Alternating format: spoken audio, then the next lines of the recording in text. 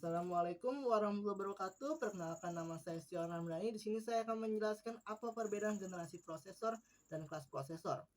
Mungkin teman-teman sini bertanya, apa sih generasi prosesor dan kelas prosesor itu? Dan apa sih contohnya? Terus bedanya apa? Istilah generasi prosesor dan kelas prosesor ada dua konsep yang berbeda dalam pengembangan karakteristik suatu prosesor. Yang pertama, generasi prosesor.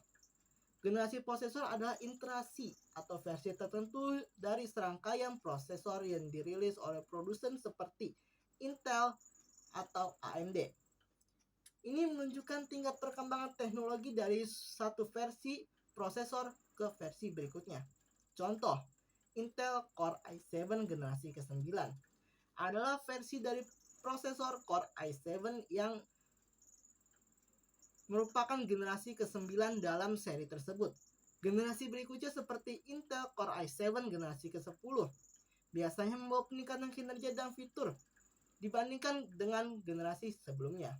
Yang kedua, kelas prosesor.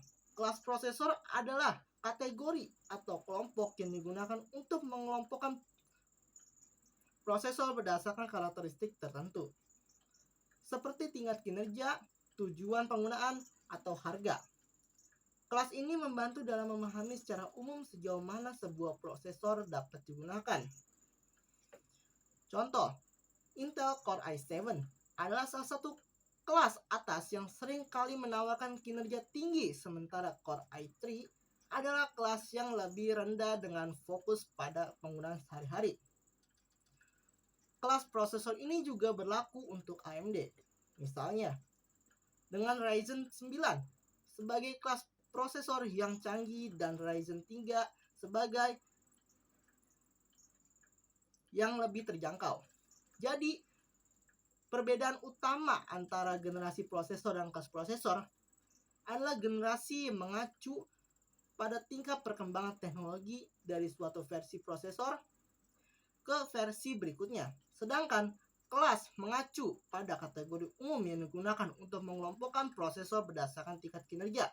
Dan tujuan penggunaan keduanya memberi informasi yang berguna pada saat memilih prosesor, tetapi berfokus pada aspek yang berbeda dan spesifikasi prosesor.